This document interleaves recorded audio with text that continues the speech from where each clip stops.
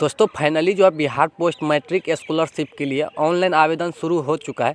तो आज इस वीडियो में स्टेप बाय स्टेप आपको जानकारी देंगे किस तरह से आप लोग ऑनलाइन फॉर्म भरेंगे। आपको कहीं जाने की आवश्यकता नहीं है। आपके पास एंड्रॉयड फ़ोन है तो आप लोग खुद से फॉर्म को भर सकते हैं। पीडीएफ को किस तरह से कन्वर्ट करना है, 50 KB में पीडीएफ किस तरह से भरेंगे, आपको सारी जानकारी देने वाले हैं। तो वीडियो में लास्ट तक बने रहिए।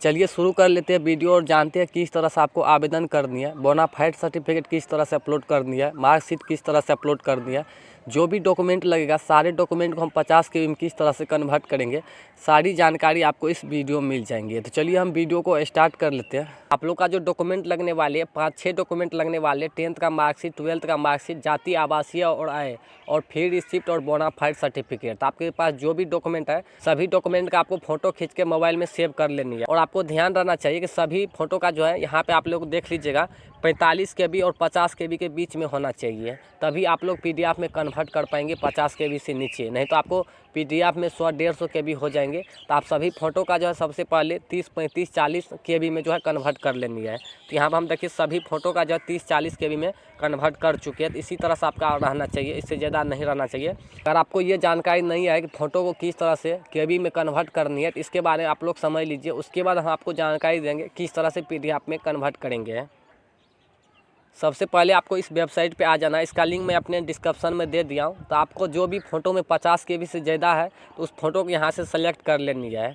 उस फ़ोटो को सेलेक्ट कर लेने, चलिए हम फ़ोटो को सेलेक्ट कर लेते हैं। यहाँ देखिए हम फ़ोटो को सेलेक्ट कर चुके हैं और इसका जो KB है 347 के आसपास है। अभी मैं इसको पीडीएफ में कन्वर्ट करूँगा तो 400-500 KB का हो जाएंगे। वहाँ पे सिर्फ 50 KB का मांगा जा रहा है। तो इसको कम करने के लिए आपको यहाँ पे अपलोड कर देनी है। इसका लिंक मैं अपने डिस्क्रिप्शन में दे दिया। उसके बाद यहाँ देखिए क्वालिटी जो है इसको आपको पूरा कम कर देनी है। यहाँ पर आपको 40 कर देनी है। उसके बाद रिसाइज फ़ोटो पर क्लिक करनी है। जैसे ही रिसाइज पे करेंगे उसके बाद यहाँ पर देखिए 178 KB का बन चुका है। तो इसको और कम करनी है। तो इसको और कम करने के लिए यहाँ पे 40 दिए है, तो आप लोग यहाँ पे 30 कर दीजिएगा या तो 20 कर दीजिएगा। तो 20 करके हम फिर से रिसाइज करते हैं। तो चलिए आगे देख लेते कितना KB का अब की बार बनता है। यहाँ पे देखिए अब की बार जो है 125 KB का बन चुका है। तो इसको और हमको कम करना है। तो इसके बाद यहाँ पे जो 20 है तो इसको आपको 10 कर देनी है। 10 करने के बाद आपको फिर से आपको रिसाइज पे करना है। जैसे ही रिसाइज पे करेंगे उसके बाद यहाँ पे देखिए ये जो है 89 KB का बन चुका है। तो इस तरह से आप जो है अपना रिसाइज करके 30-35 KB का बना लीजिएगा। उसके बाद डाउनलोड करके जैसे यहाँ पे बन जाते हैं उसके बाद डाउनलोड कर लीजिएगा। डाउनलोड करने के बाद आपके गैलरी में चले जाएंगे। उसके बाद चलिए हम जान लेते हैं कि पीडीएफ में आपको किस तरह से कन्वर्ट करनी है। यहाँ पे देखिए ये जो है डाउनलोड हो चुका है। तो चलिए इसको हम जान लेते हैं कि पीडीएफ में किस तरह से कन्वर्ट करेंगे। यहाँ पे क्वालिटी जो है सेम ही है। तो चलिए इसको हम जानते हैं पीडीएफ में किस तरह से कन्वर्ट करनी है। उसके बाद पीडीएफ में कन्वर्ट करने के लिए यहाँ पर आपको आ जाने, इसका भी लिंक मैं अपने डिस्क्रिप्शन में दे दिया हूँ। जैसे यहाँ पे आएंगे उसके बाद जो आपने 30-35 KB का फ़ोटो बनाया है यहाँ से आपको सेलेक्ट कर लेनी है। जैसे सेलेक्ट करेंगे उसके बाद कन्वर्ट पीडीएफ पे क्लिक करना है। तो यहाँ पे थोड़ा देर वेट करना पड़ेगा। उसके बाद यहाँ पे देखिए जो है कन्वर्ट हो चुका है। तो यहाँ पे पीडीएफ को डाउनलोड कर लेनी है। और आप लोग जो डाउनलोड करेंगे हर एक पीडीएफ का अपना अलग अलग नाम रख लीजिएगा ताकि वहाँ पर अपलोड करने में कोई भी परेशानी नहीं होगा। तो यहाँ पर देखिए मेरा जो ये पीडीएफ कन्वर्ट हो चुका है। यहाँ पे देखिए पीडीएफ जो कन्वर्ट हो चुका है। तो यहाँ पर हम सेव कर लेते हैं और टोटल 5 पीडीएफ को हम कन्वर्ट करके सेव करके रख लेते हैं। अब तो चलिए आगे जान लेते हैं कि आपको अपलोड किस तरह से करना है और आवेदन किस तरह से करना है। अगर पीडीएफ में कन्वर्ट करने से कोई भी परेशानी हो रहा है तो आप लोग कमेंट कीजिएगा, हम और आपको बेहतर तरीक़ा से समझाने का प्रयास करेंगे। सबसे पहले आपको पोस्ट मैट्रिक स्कॉलरशिप के ऑफिशियल वेबसाइट पे चले आना है। आपके मोबाइल में जो भी ब्राउज़र है उस पर आप पोस्ट मैट्रिक स्कॉलरशिप टाइप कीजिएगा। जिससे ही टाइप करेंगे उसके बाद यहाँ पे आ जाएंगे। ऑफिशियल वेबसाइट है ये पोस्ट मैट्रिक स्कॉलरशिप का। इसके बाद यहाँ पे समझने वाली जो बात है यहाँ पर आप लोग अच्छे से समझिए। जैसे आप SC ST से आते हैं तो आप लोग यहाँ से रजिस्ट्रेशन करेंगे और BC1 और EBC और BC2 से आते हैं तो आप लोग यहाँ से रजिस्ट्रेशन करेंगे। तो सबसे पहले आपको EBC वाले पे क्लिक करना है। आप जो भी कैटेगरी से आते हैं आप लोग यहाँ से रजिस्ट्रेशन कर सकते हैं। तो हम EBC वाले का रजिस्ट्रेशन करते हैं। सेम प्रोसेस है दोनों का। तो चलिए हम EBC वाले का सबसे पहले रजिस्ट्रेशन कर लेते हैं। उसके बाद लॉगिन करके सारे स्टेप बाय स्टेप आपको जानकारी देने वाले। जैसे इस पर आएंगे उसके बाद यहाँ पर देखिए लॉगिन फॉर न्यू रजिस्ट्रेशन। तो आपको यहाँ पे क्लिक करना है न्यू रजिस्ट्रेशन फॉर स्टूडेंट। तो आपको इस पर क्लिक करना है। न्यू रजिस्ट्रेशन जैसे ही करेंगे उसके बाद यहाँ पर आपको 3 ऑप्शन मिलेगा। आपको तीनों ऑप्शन को मार्क लगा देनी है। उसके बाद आपको लॉगिन करनी है।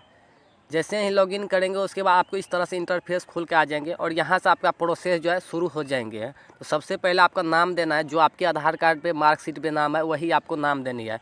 उसके बाद आपको यहाँ पे जनरल सेलेक्ट करनी है, मेल फीमेल आप जो भी है आप यहाँ से भर सकते हैं। उसके बाद यहाँ पे आपको आधार नंबर डालनी है, जो आपके आधार नंबर है वही सेम यहाँ पे डालनी है।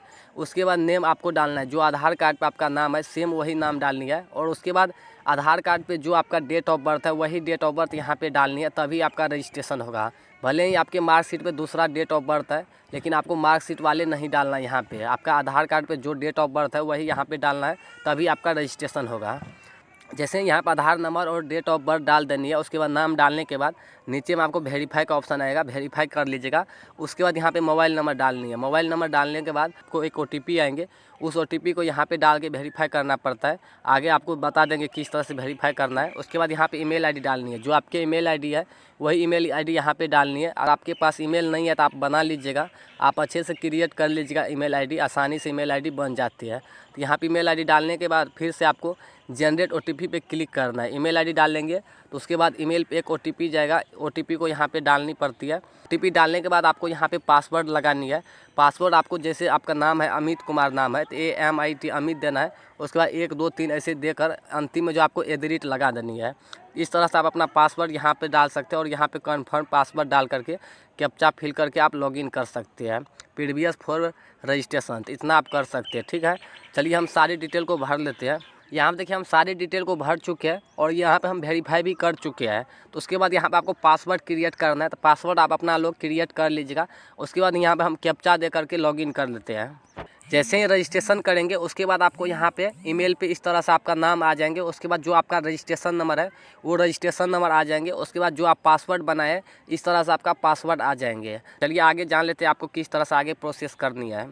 आप पहले जो है रजिस्ट्रेशन कर चुके हैं, आपको यहाँ पे सेकेंड वाले पर क्लिक करना है, सबसे लास्ट में login for already registration student.